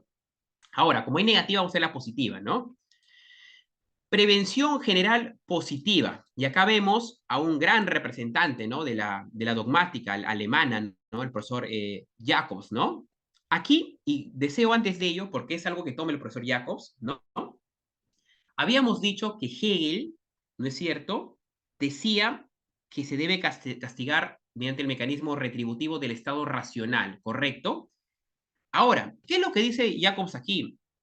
Que sí, si bien se castiga, digamos, la pena, el castigo es un mal impuesto por el delito, es decir, ¿no? Por lo que ha hecho daño, pero, dice Jacobs, tiene que tener efectos positivos esa pena. Mientras Hegel solo decía que debía aplicarse el retribucionismo, Jacob dice que ya está bien, se aplica el retribucionismo, pero eso tiene que tener efectos positivos. ¿Y cuáles son los efectos positivos aquí? Que al castigar se reafirma la vigencia de la norma y los valores que transmite. Es decir, estabiliza su vigencia y con ello el orden social, ¿no? Vemos una función educativa de concientización, ¿no es cierto? A ver, también se da acá la famosa función comunicativa, es decir, crea confianza en las instituciones. Ejemplo. Vamos a un ejemplo un poquito laxo, ¿no? Vamos a ver, un ejemplo amplio, ¿no? Si unas personas roban un banco y al robar ese banco disparan y le quitan la vida a personas inocentes y el juez le da cadena perpetua, al generar ello, la sociedad asume que se ha hecho justicia. Por ende, que el Estado ha cumplido con su rol de hacer justicia. Por ende, vuelve la confianza en las instituciones. Otro ejemplo, un delito de violación de menores. Se captura al violador y se le impone una cadena perpetua, una pena máxima. Las personas ven que el Estado en sí, las instituciones en sí, juegan un rol fundamental para hacer justicia, para castigar a ese malhechor. Se vuelve la vigencia de la norma, ¿no? En este punto. Es decir, se castiga, pero ya, repito, dice, ¿no? Mediante el funcionalismo sociológico, esa pena tiene que tener efectos positivos, ¿no? Como lo que le hemos mencionado. Correcto. Bien, bien. Esa es la parte de la prevención general. Ahora nos vamos a la prevención especial negativa. Y me adelanto, chicos. De todas las teorías que estamos estudiando, se aplican, es decir, la prevención general, especial. La única que no se aplica en nuestro país, y tampoco, también la dogmática lo dejó de lado, ¿no? Es la prevención especial negativa. Y vamos a verlo por qué ha quedado, digamos, de lado. Es decir, está, digamos, neutralizada esta teoría. Bien. Aquí vemos tres representantes, ¿no? Los famosos, profesor Ferri, Lombroso, Garófalo, ¿no? Grande representante del positivismo criminológico. Ahora, aquí, ¿qué es lo que sucede con esta teoría? Algo muy interesante. Y recordando, ¿no? Recordando, en nuestro país y en la gran parte del mundo, lo que rige es el famoso derecho penal de acto, perdón, el derecho penal de acto, y no el derecho penal de autor. Es decir, a una persona se le condena, se le juzga por el daño causado mediante la acción y no por ser quien es. ¿Correcto? En cambio, estas teorías hacen una vuelta de tuerca y aquí es a lo contrario. En estas teorías de la prevención especial negativa, estos van por el derecho penal de autor y no por el derecho penal del acto. Es decir, estas teorías se enfocan más en la peligrosidad del delincuente. Es decir, en una época de la historia también a una persona se les condenaba por su morfología, por su fenotipo, ¿no? Por la forma de su cuerpo. Hay una teoría que explica ello, ¿no? Que es obviamente totalmente proscrito, porque es algo acientífico, antiético también ello, ¿no? Entonces, como digamos, se basa en la peligrosidad, estas teorías lo que buscan es inocuizar, neutralizar al supuesto peligroso, es decir, quitarlo de la faz. Prueba de ello es la pena de muerte, por ejemplo, ¿no? Se elimina a la persona porque se considera que no debe estar en sociedad. Lo cual lleva a pensar que al inocuizar al peligroso, dice aquí, la pena no, obviamente no tiene un límite. No tiene un límite la pena acá. Es decir, esa función de garantía, esa proporcionalidad, no. Acá, como el sujeto es peligroso, bajo esta teoría, no tiene límites para castigarlo. Es decir, en la gravedad del delito, ¿no? Sino que depende de la peligrosidad del autor. Ahora, aquí, como vemos acá algunos conceptos base, dice positivismo criminológico, depende de la peligrosidad del autor, busca evitar, obviamente, ¿no? Busca evitar la reincidencia, pero ¿a qué costo, no? Asimismo, también, esto de acá, y repito, ¿no? La crítica es que va hacia la peligrosidad del derecho penal de autor y no el derecho penal de acto, ¿no? Lo cual es proscrito y ha quedado demostrado que no debe ser así, ¿no? Bien, entonces, esta es la famosa prevención especial negativa. Ahora, vamos a la prevención especial positiva. A ver, un segundito.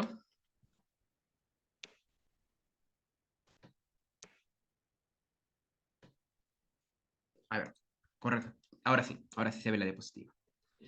Bien, aquí aparece un gran representante, ¿no? De Alemania, ¿no? El doctor von Litz, ¿no? Un gran sabio. A ver, él en el programa de Marburgo indica lo siguiente, ¿no? Y vamos a ver que esta teoría y los términos que emplea esta teoría es lo que más se aplica, ojo. Y vamos a ver digamos, ya le hemos visto el código por la buena pregunta que hizo su compañero, pero también vamos a refrescar nuevamente en el código, sobre todo en la Constitución, ojo, ¿eh? Vamos a ver que esta teoría aparece bastante, ¿no? Se llama la prevención especial positiva. Aquí también busca evitar la reincidencia, pero no neutralizando al supuesto peligroso, ¿no?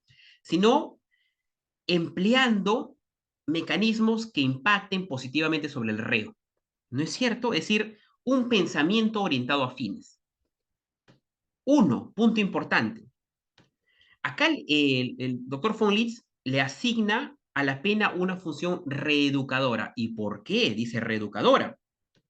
Porque si se portó mal, va a la cárcel ¿para qué? Para reeducarse, para rehabilitarse, ¿no es cierto? Busca ello, que la cárcel tiene ese fin, ¿no? De rehabilitar, de reeducar. Ahora, Las críticas son de que depende, ¿no? ¿Qué cárcel cumple, qué cárcel no cumple, ¿no?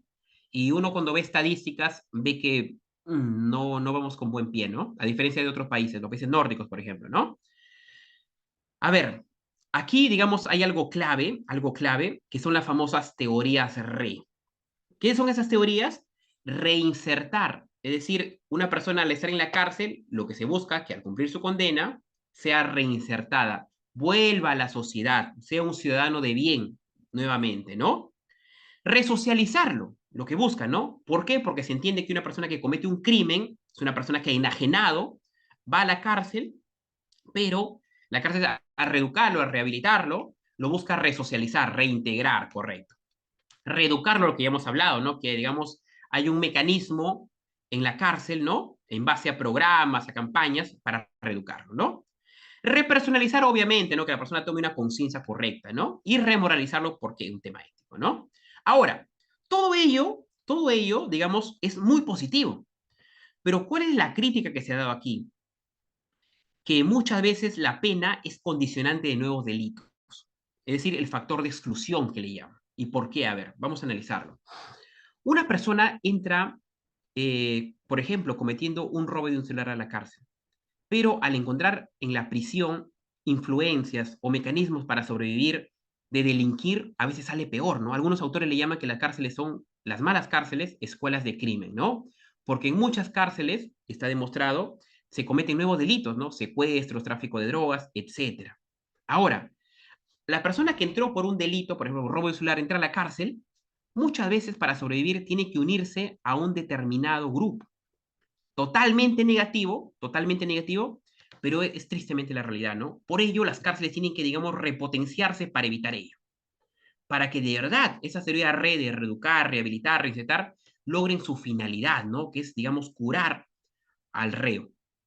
Ahora, eso va aquí, eso va aquí. Entonces, esta teoría, digamos, tiene que analizarse para su correcto cumplimiento, creo yo, no solamente desde la dogmática, de las ciencias penales, ¿no? Que está muy bien elaborada hasta la jurisprudencia, sino que yo creo, aquí en esas teorías, que tiene que haber un plano sociológico, digamos que el Estado no le deje todo el derecho penal, sino que tiene que ver por un factor más educativo, de oportunidades para el reo, o sobre todo oportunidades, porque una persona cuando sale de la cárcel vemos que muchas veces es estigmatizado, ¿no? Es muy difícil conseguir trabajo con tales antecedentes.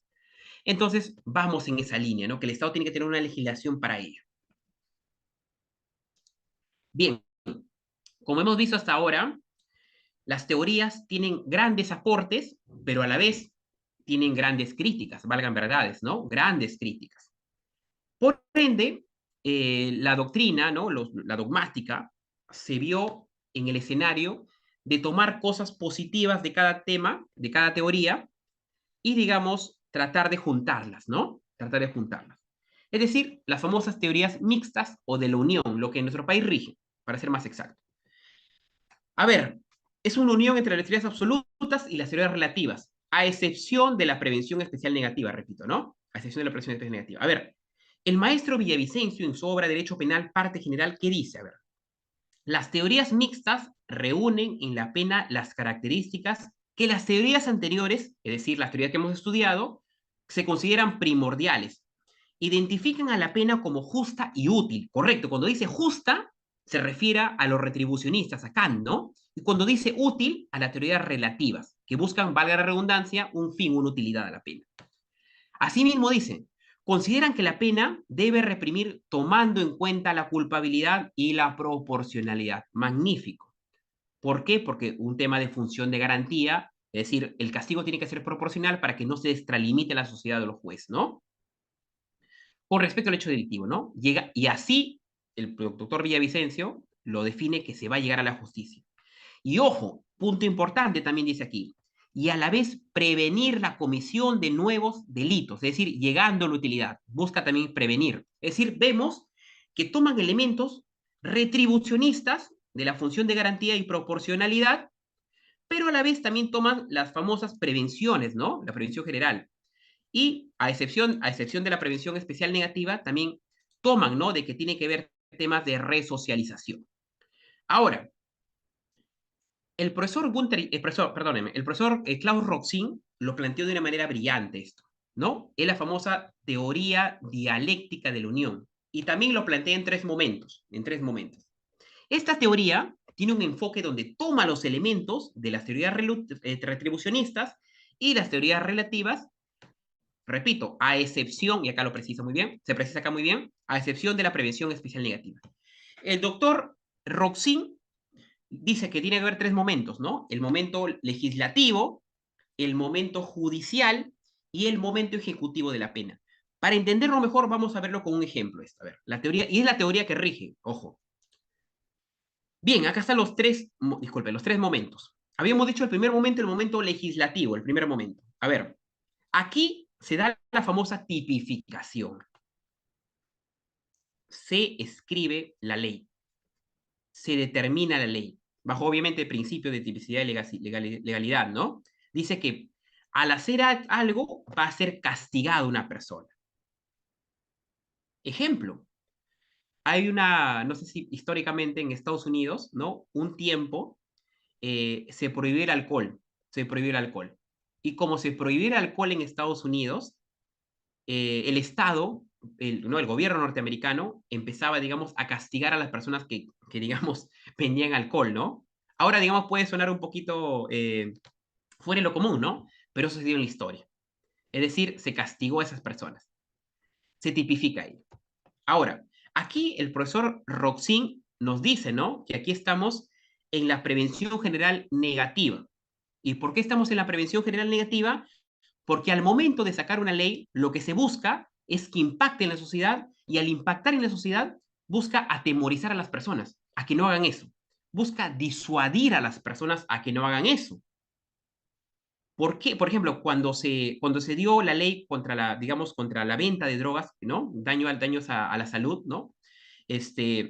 Digamos, se busca con ello que las personas no hagan esa comercialización, ¿no? Se busca intimidarlos o disuadirlos de hacer ello.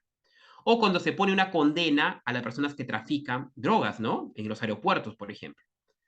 Vamos por ahí, vamos por ahí. Entonces, es el momento legislativo, donde se toma la prevención general negativa de Feuerbach, ¿correcto? Esta teoría de aquí que hemos estudiado. La prevención general negativa. Se tipifica algo para hacer que alguien no haga algo malo, para disuadirlo, ¿no es cierto? Con la política de mano dura, intimidando o disuadiendo al malhechor, al potencial malhechor, ¿no?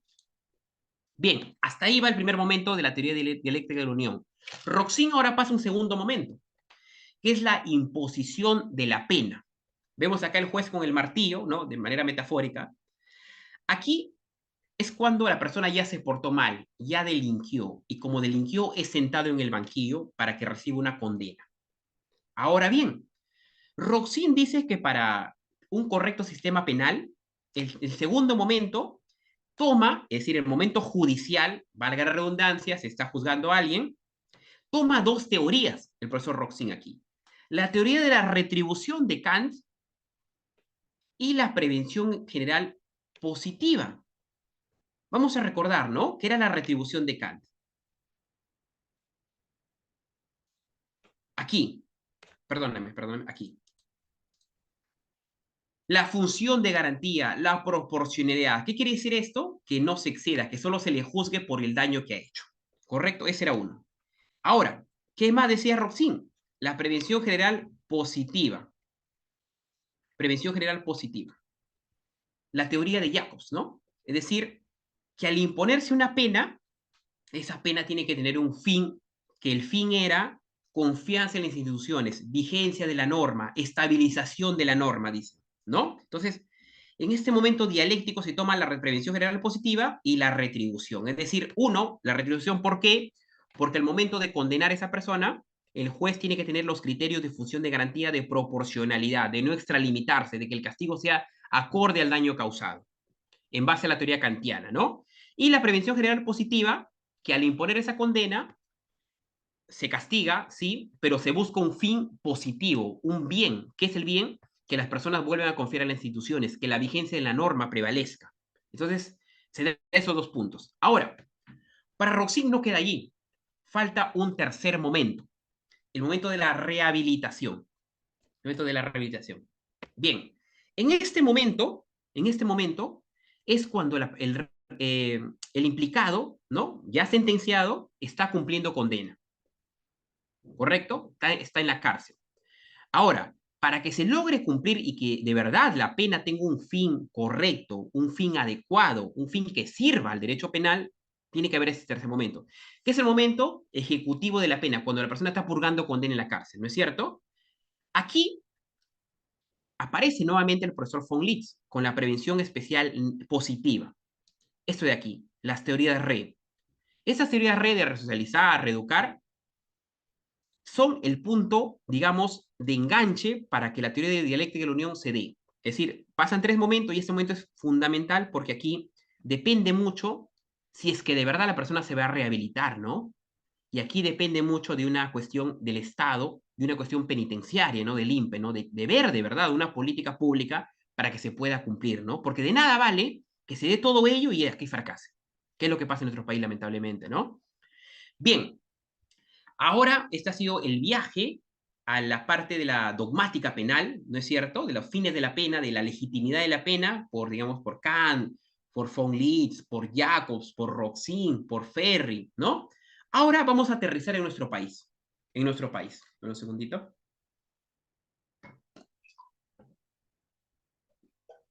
Si hay alguna pregunta, la pueden hacer, chicos. Encantado de mi parte. Bien. Vamos a aterrizar en nuestro país. Vamos primero a nuestra legislación, ¿no? Al Código Penal y a la Constitución. A ver, ¿qué nos dicen sobre esas teorías, sobre la dogmática penal? Constitución Política del Perú. Artículo 139. A ver, ¿qué nos dice? Vamos a estudiar. A ver. Son principios y derechos de la función jurisdiccional. A ver, el principio de que el régimen penitenciario tiene como objeto, es decir, tiene como finalidad, dice aquí, tiene como objeto, es decir, ¿cuál es su fin? Según la Constitución, del régimen penitenciario, es decir, de las cárceles, ¿no? De las cárceles. ¿Cuál es su objeto? Dice aquí. Dice aquí, palabras clave que nos van a hacer recordar lo que hemos estudiado ya. Reeducar. ¿No es cierto? Que de verdad en la cárcel se dé los mecanismos para que esa persona pueda, ¿no? Sobrellevar ello, ¿no? Digamos, que haya un mecanismo, un sistema educativo para que de verdad se reeduque o la reflexión se dé correctamente, ¿no? Rehabilitarlo, es decir, que no esté, digamos, contenido con ese grado, ¿no? De la delictividad. Rehabilitarlo, dice aquí. Y reincorporar al penado en la sociedad. Esto de acá, reeducar, rehabilitar y reincorporar, nos trae a la mente a ello, ¿no? A esto. Se toma la prevención especial positiva y va de manera concomitante, ¿no? De manera concadenada, perdón, con de aquí, con la teoría de Roxin también, el tercer momento. La Constitución Política del Perú. Código Penal. Y ya lo habíamos mencionado, ¿no? Por la pregunta, pero a ver, vamos a repetir. Finalidad preventiva. Desde acá creo que yo ya se adelanta, ¿no? Dice preventiva. Vemos que estamos utilizando un término de las teorías relativas, ¿no? Dice aquí. Este código tiene por objeto la prevención de delitos y faltas. El Código Penal entonces busca prevenir, ¿no es cierto? Delitos y faltas. ¿Y para qué busca prevenir? Dice el Código Penal. Como un medio protector de la persona humana y la sociedad. Correcto. Porque se entiende que si parece para nuestro código no se da ese mecanismo de prevención, va a haber un peligro y afectación a la persona humana, es decir, al ser individual, y a la sociedad, a la colectividad. Entonces vamos viendo que va por las teorías relativas, ¿no? Función de la pena y medida de seguridad. Noveno. La pena tiene función preventiva. Teorías relativas. Protectora y resocializadora. Nuevamente, von Litz y el tercer momento de la teoría dialéctica de la unión. ¿Correcto? Resocializadora. Las medidas de seguridad persiguen fines de curación, tutela y rehabilitación. Entonces vamos viendo que nuestro marco normativo está basado en las teorías relativas, ¿no? Cogen la dogmática empleada y las aterrizan, ¿no? Ahora, hay que entender también que esto fue formulado hace varias décadas, ¿no? Ahora, ¿qué es lo que dice nuestra jurisprudencia? Un punto fuerte importante a analizar. Vamos a ver la sorpresa que nos vamos a llevar, ¿ah? Jurisprudencia.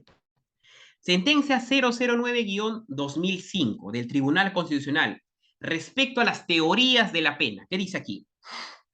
Las teorías retributivas, es decir, Kant y Hegel, lo que hemos estudiado, dice aquí, carecen de todo sustento científico y niegan la dignidad humana, reconocida en el artículo 10 de la Constitución.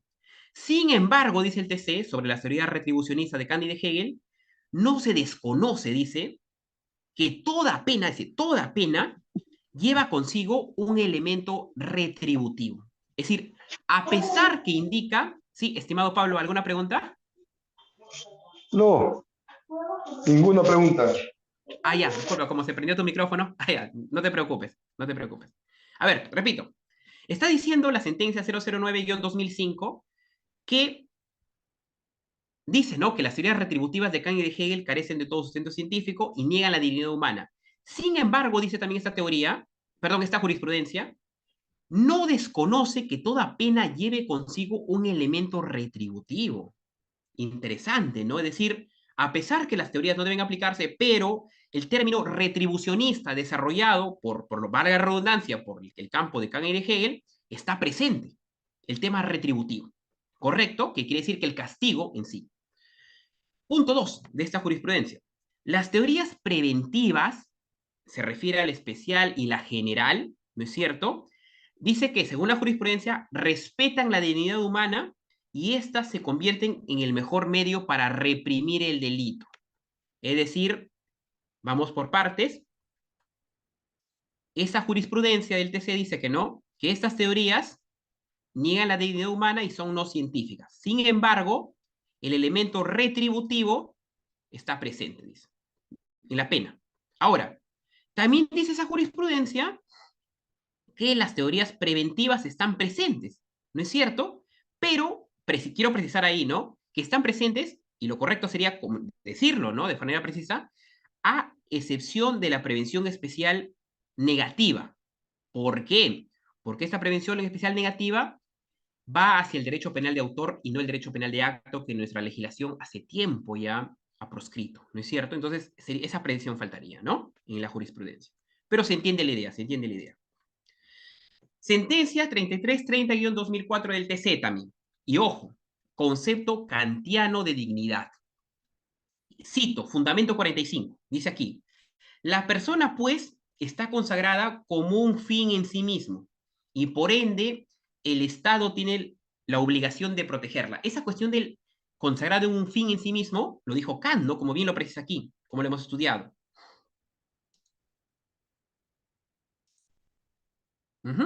El individuo es un fin en sí mismo, decía Kant, ¿no?, en su obra Metafísica de las Costumbres. Entonces, dice la jurisprudencia, tomando el concepto kantiano, que la persona es un fin en sí misma, por ende, tiene dignidad, tiene condiciones, ¿no?, de humano, y por eso la sociedad o el Estado tiene que protegerlo.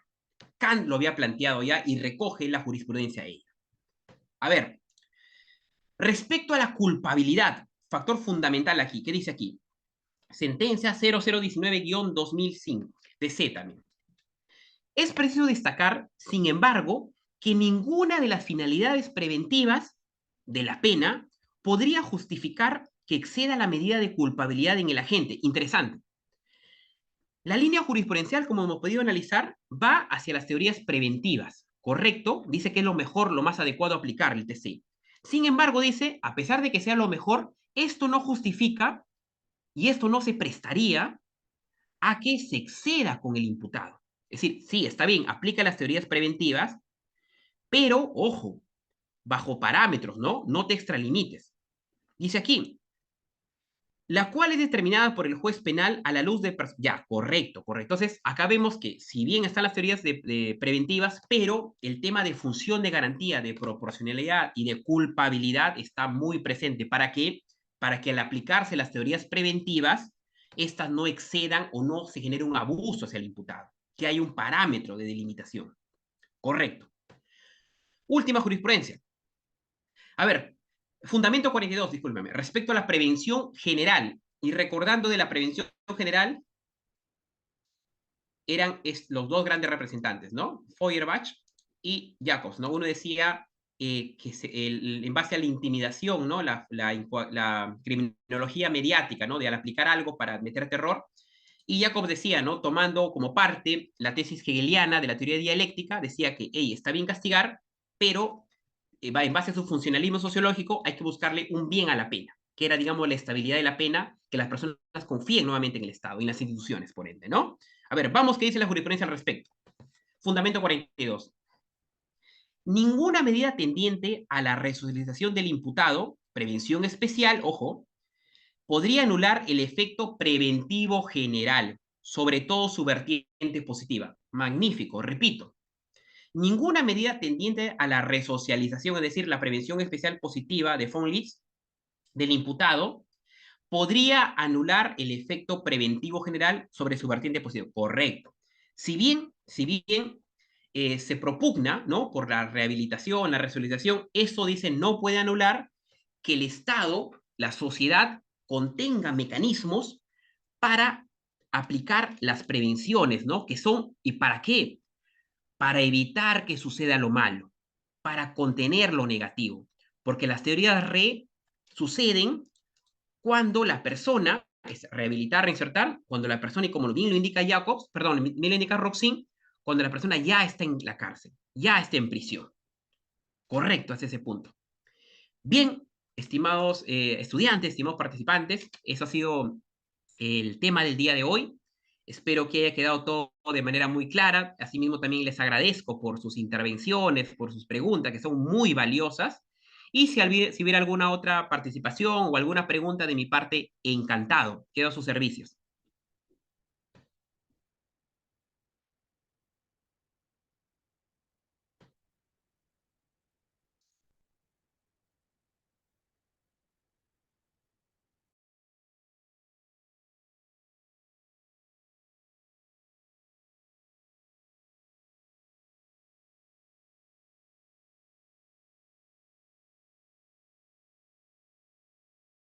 Veo, hay un mensajito, hay un minutito, hay un mensaje de Alejandro. Dice, gracias Alejandro, muy amable por tu comentario, te agradezco mucho. ¿No? Ya hemos visto un recorrido en el derecho penal, en la historia, en su aplicación, y ojo, digo, ¿no? A pesar que sucedió hace varios siglos, vemos cómo muchas de las teorías aterrizan en la actualidad, cómo muchas teorías han formado la legislación, el marco normativo, y sobre todo, cómo siguen impactando en la jurisprudencia, ¿no? Cómo siguen impactando en la jurisprudencia.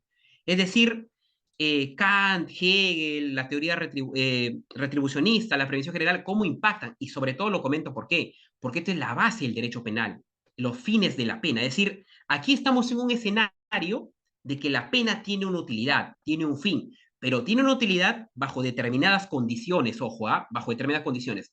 En la próxima clase lo que vamos a ver es fundamentos del derecho penal y principios del derecho penal. ¿En qué sentido? Porque para aplicar una determinada pena tiene que hacer bajo determinados mecanismos, bajo determinados parámetros. Y esos son los principios, ¿no? Aquí nos hemos adelantado un poquito viendo el principio de legalidad, de culpabilidad y la función de garantía, pero ello en la próxima clase vamos a darle un detenimiento porque es el tema, el tópico a tocar de ello, ¿no? Vamos a formular toda una idea clara para entrar con fuerza en las próximas sesiones en teoría del delito, ¿no? Donde prácticamente es el corazón del derecho penal en la parte general, ¿no? Y ojo, y es el corazón también en la parte procesal para la formulación de la teoría del caso. Bien, entonces, si no hay ninguna otra pregunta, esto ha sido todo por el día de hoy. Les agradezco bastante su atención, ha sido una sesión muy enriquecedora y nos vemos el próximo miércoles, ¿no? A las 7 de la noche. Nuevamente, muchas gracias a los participantes, a la institución, ¿no? A los organizadores, todo ha sido muy profesional y nos vemos en la próxima clase. Muchas gracias, buenas noches con todos.